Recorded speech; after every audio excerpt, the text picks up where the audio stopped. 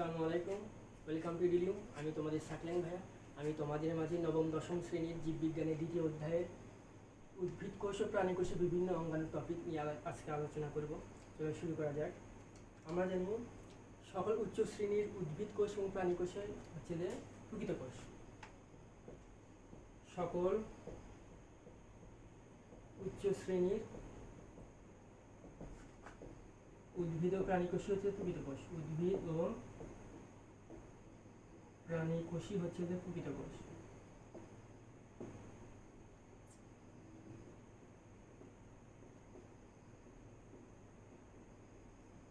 আমরা ইতিমধ্যে পূর্ববর্তী ক্লাসে জেনেছি প্রকৃত কোষের বৈশিষ্ট্যগুলো কী কী। প্রকৃত কোষের বিভিন্ন ধরনের মাইটোকন্ড্রিয়া, এন্ডোপ্লাজম, রেটিকুলাম, রাইবোজোম এগুলো অঙ্গাণু থাকে। ঠিক তেমনই যে উচ্চ শ্রেণীর উদ্ভিদ এবং প্রাণী কোষ সবগুলোই হচ্ছে যে প্রকৃত কোষ। এখন আমরা উদ্ভিদ কোষ এবং প্রাণী কোষে দেখতে কেমন, কী কী অঙ্গাণু থাকে সেগুলো নিয়ে চিত্রের মাধ্যমে বোঝার চেষ্টা করব। এবং আজকের টপিকের শুধুমাত্র আমরা উদ্ভিদ কোষ এবং প্রাণী কোষ কীভাবে অঙ্কন করতে হয় এবং এর যে বিভিন্ন অঙ্গাণুগুলো আছে সেগুলোকে চিহ্নিত করতে হয় সেগুলো সম্পর্কে আলোচনা করব। এবং এসব অঙ্গাণু কাজ, এসব অঙ্গাণুর গঠন নিয়ে পরবর্তী ক্লাসে তোমাদের মধ্যে বিস্তারিত আলোচনা করা হবে। চলো শুরু করা যাক। আমরা উদ্ভিদ কোষ দিয়ে শুরু করি। উদ্ভিদ কোষের বিশেষ বৈশিষ্ট্য হচ্ছে জড়কোষ প্রাচীর থাকে। উদ্ভিদ কোষের একটি বিশেষ বৈশিষ্ট্য হচ্ছে জড়কোষ প্রাচীর থাকে।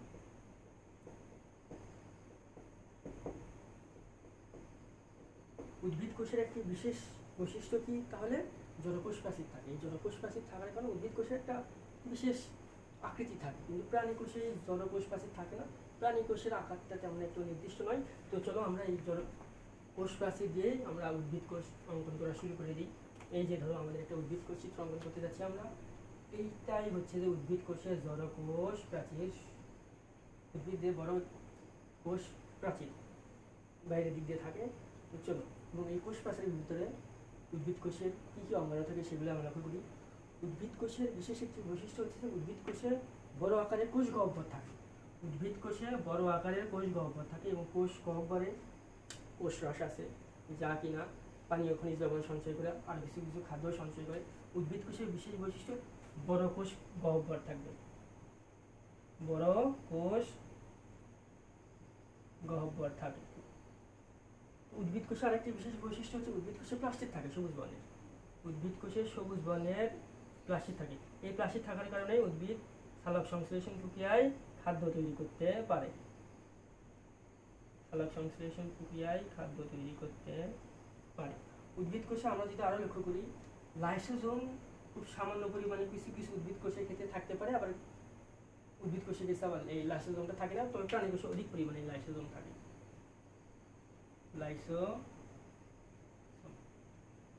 প্রত্যেকটা কোষে যে শক্তি উৎপন্ন করে তা হচ্ছে যে মাইটোকন্ড্রিয়া। ঠিক এই উদ্ভিদ কোষেও রয়েছে মাইটোকন্ড্রিয়া, শক্তি উৎপাদনের কেন্দ্র। মাইটোকন্ড্রিয়া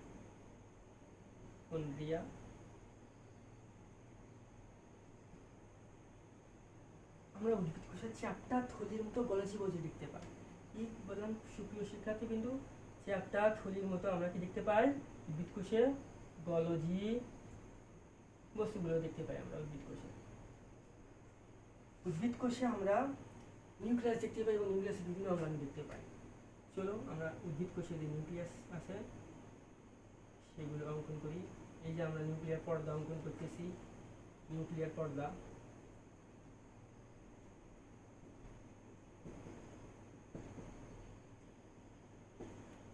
উদ্ভিদ কোষের ভিতরে নিউক্লিওলাস থাকে। উদ্ভিদ কোষে নিউক্লিয়াসের ভিতরে নিউক্লিওলাস থাকে, সেটা আমরা অঙ্কন করলাম। নিউক্লিওলাস,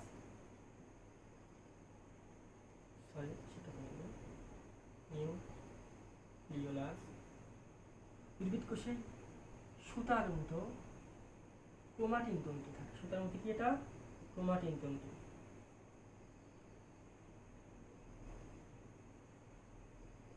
আমরা এই উদ্ভিদ কোষে নিউক্লিয়াসের ভিতরে এই যে দানা আকারে নিউক্লিওপ্লাজম দেখতে পাই। নিউক্লিওপ্লাজম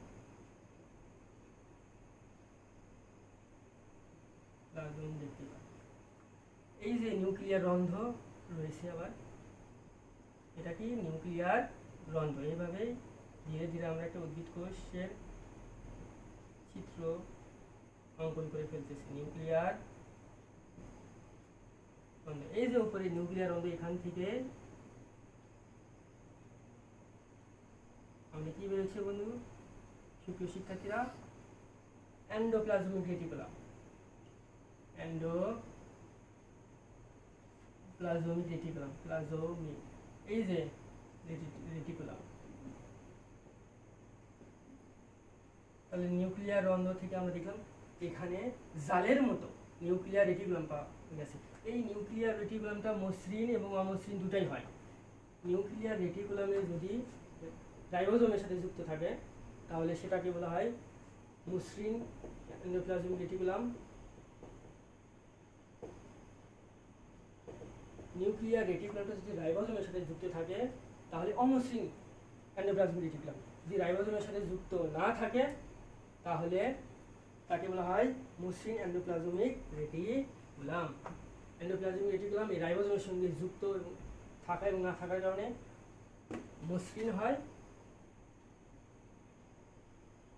ও অমসৃণ হয়।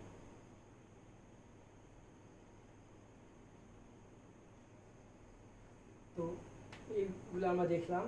আমরা গলজিভুর্ডে দেখছি চাপটা থলির মতন বিশাল আকারে কোষ গহ্বর থাকে, শক্তি উৎপাদনের জন্য মাইটোকন্ড্রিয়া থাকে, খাদ্য তৈরির জন্য প্লাস্টিড থাকে, লাইসোজোম কিছু ক্ষেত্রে থাকতেও পারে আবার নাও থাকতেও পারে। এই যে আমরা যারা কোষ প্রাচীর আঁকাইছি, কোষ প্রাচীর নিচে আরেকটা ধরনের মেমব্রেন থাকে। এটা কি তাহলে আমাদের সুপ্রিয় শিক্ষার্থীবৃন্দ? কোষ প্রাচীর। কোষ প্রাচীর উদ্ভিদ কোষের বিশেষ বৈশিষ্ট্য। কোষ প্রাচীর নিচ দিয়ে আরেকটি মেমব্রেন থাকে, সুন্দরভাবে খেয়াল করো প্রিয় শিক্ষার্থীবৃন্দ, তাকে বলতেছি আমরা প্লাজমা মেমব্রেন।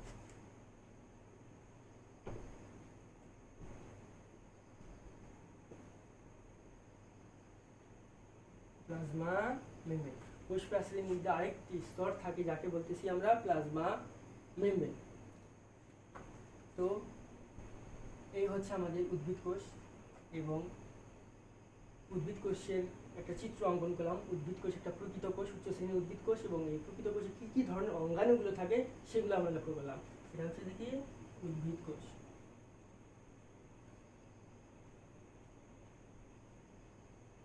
উদ্ভিদ কোষের কি কি বৈশিষ্ট্য? উদ্ভিদ কোষে একটা প্লাস্টিড থাকে, খাদ্য তৈরি করে, শক্তি উৎপাদনের মাইটোকন্ড্রিয়া থাকে, বিশাল আকারে কোষ গহ্বর থাকে, এই কোষ গহ্বরের ভিতরে কোষ রস থাকে, পানি খনিজ লবণ সঞ্চয় করে। এই কাজগুলো আমরা আরও বিস্তারিতভাবে জানবো, শুধু মনে রাখার জন্য আমরা এখন আলোচনা করতেছি। তাহলে এটা আমাদের একটা উদ্ভিদ কোষ সের চিত্র। উদ্ভিদ কোষে ধরা কোষ প্রাচীর থাকে, কোষ প্রাচীর নিচে আর একটা যে মেমব্রেন স্তর থাকে তাকে বলা হয় প্লাজমা মেমব্রেন। এবং আমরা দেখতেছি কোষ উদ্ভিদ কোষে প্রকৃত কোষের মতো নিউক্লিয়াস থাকে, এবং নিউক্লিয়াসে বিভিন্ন অঙ্গাণুগুলো থাকে, সেগুলো থাকে থলি আকারে গলজি বডি থাকে, শক্তি উৎপাদনের মাইটোকন্ড্রিয়া থাকে, প্লাস্টিড থাকে, এন্ডোপ্লাজমিক রেটিকুলাম থাকে জালের মতো। এই এন্ডোপ্লাজমিক রেটিকুলাম আমার যদি রাইবোজোমের সঙ্গে যুক্ত থাকে তাহলে অমসৃণ এন্ডোপ্লাজমিক রেটিকুলাম। যদি রাইবোজোমের সাথে যুক্ত না থাকে তাহলে তাকে বলা হয় মসৃণ এন্ডোপ্লাজমিক রেটিকুলাম। এই হচ্ছে আমাদের উদ্ভিদ কোষ এবং এই উদ্ভিদ কোষের বিভিন্ন অঙ্গাণুগুলো। তাহলে চলো শিক্ষার্থীবৃন্দ, এবার আমরা প্রাণী কোষের চিত্র অঙ্কন করব এবং বিভিন্ন অঙ্গাণুগুলো প্রাণী কোষের ভিতরে কোথায় কোথায় থাকে সেগুলো আমরা চিহ্নিত করব। আমরা প্রথমেই বলে নিয়েছিলাম ক্লাসের শুরুতে উদ্ভিদ কোষের বিশেষ বৈশিষ্ট্য হচ্ছে জড়কোষ প্রাচীর থাকে। উদ্ভিদ কোষে নির্দিষ্ট একটা আকার পাওয়া যায়, কিন্তু প্রাণী কোষের ক্ষেত্রে জড়কোষ প্রাচীর না থাকার কারণে প্রাণী কোষের আকারটা তেমন নির্দিষ্ট হয় না। তবে তা আমরা একটু আঁকানোর চেষ্টা করব। আমরা হাতের দিকে লক্ষ্য করি সুপ্রিয় শিক্ষার্থী, কিন্তু এই যে আমরা মাইক্রোভিলার আঁকালাম, এটাকে আমরা ধরে নিতে পারি এটা একটা প্রাণী কোষ। প্রাণী কোষের চিত্র, এই যে প্রাণী কোষের চিত্র, এবং এই প্রাণী কোষের চিত্রটাকে আমরা চিহ্নিত করব। ঠিক উদ্ভিদ কোষের চিত্রটাকে বিভিন্ন অঙ্গাণুগুলো আমরা চিহ্নিত করছি। এই যে দেখো প্রাণী কোষের উপরের অংশের সারফেস স্তরে আঙ্গুলের প্রবর্ধন যুক্ত যে প্রবর্ধন, আঙ্গুলের প্রবর্ধনের মতো যে অংশটুকু তাকে আমরা বলি মাইক্রোভিলাই। মাইক্রোভিলাই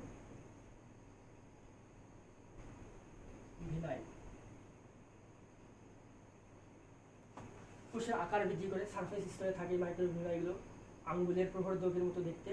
যার নাম কি মাইক্রোভিলাই, সারফেস স্তরে থাকে, কোষের আকার বৃদ্ধি করে।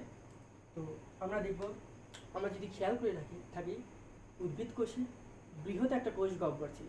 প্রাণী কোষে কোষ গহ্বর থাকতেও পারে, আবার নাও থাকতে পারে। যদি থাকে তাহলে কোষ গহ্বরটা হবে খুবই ছোট, যদি থাকে কোষ গহ্বরটা হবে খুবই ছোট।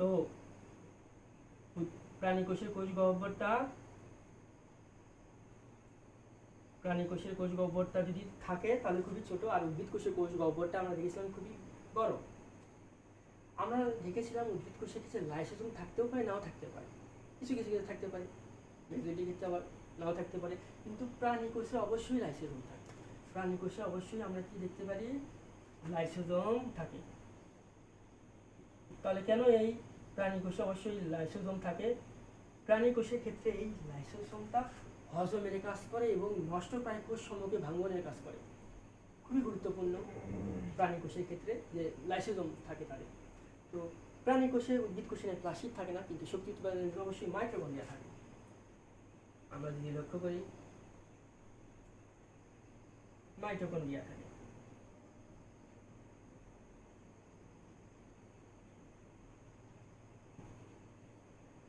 এবং উদ্ভিদ কোষের নয় এখানেও নিউক্লিয়াস থাকে, এবং নিউক্লিয় বিভিন্ন বস্তুগুলো থাকে, সেগুলো আমরা চিহ্নিত করার চেষ্টা করি।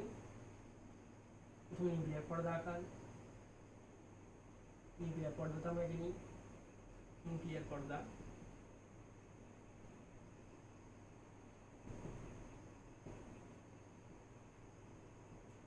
নিউক্লিয়ার পর্দা, এই যে ঘন বস্তুটি দেখতে পাচ্ছি, এটি কি বলা হয়, নিউক্লিওলাস।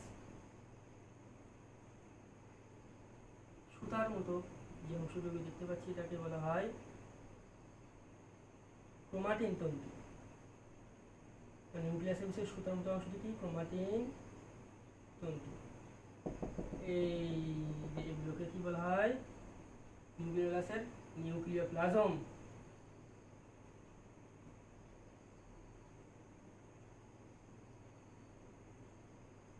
এবং এখানেও গলজি বডি থাকতে পারে, চ্যাপ্টা থলির মতো।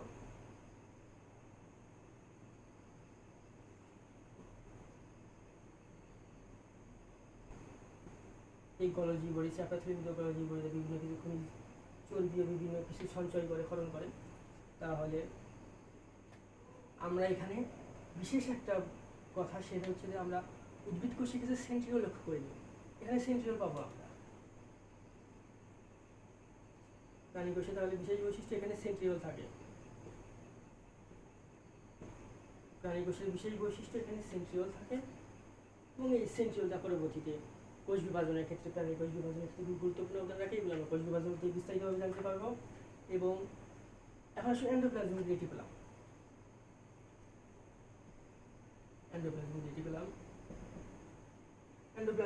আমরা উদ্ভিদ কোষের ক্ষেত্রে দেখতে পাচ্ছিলাম রাইবোজোমের সাথে যুক্ত থাকলে অমসৃণ এন্ডোপ্লাজমিক রেটিকুলাম, রাইবোজোমের সাথে যুক্ত না থাকলে অমসৃণ, রাইবোজোমের সাথে যুক্ত না থাকলে মসৃণ এন্ডোপ্লাজমিক। এই ক্ষেত্রেও ঠিক তেমনই, এটা হচ্ছে অমসৃণ এন্ডোপ্লাজমিক রেটিকুলাম।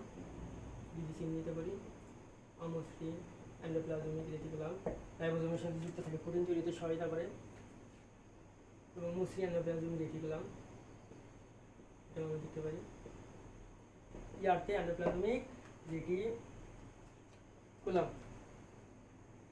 এই যে আমরা দেখলাম থলি আকৃতির গলজি বডি, উদ্ভিদ কোষের ক্ষেত্রেও ছিল, প্রাণী কোষের ক্ষেত্রেও ছিল। উদ্ভিদ এখানেও দেখতে পাচ্ছি আমরা উদ্ভিদ কোষের কোষ গহ্বর খুবই বড় ছিল, এবং এটা খুবই ছোট। এবং প্লাস্টিক এখানে অনুপস্থিত, উদ্ভিদ কোষের ক্ষেত্রে উপস্থিত ছিল। তো শিক্ষার্থী, এই হচ্ছে আমাদের প্রাণী কোষের চিত্র এবং এর বিভিন্ন অঙ্গাণু চিহ্নিতকরণ। খুবই গুরুত্বপূর্ণ টপিক। এভাবে আমরা খুব সুন্দরভাবে, খুব সহজেই প্রাণী কোষের চিত্র অঙ্কন করতে পারি।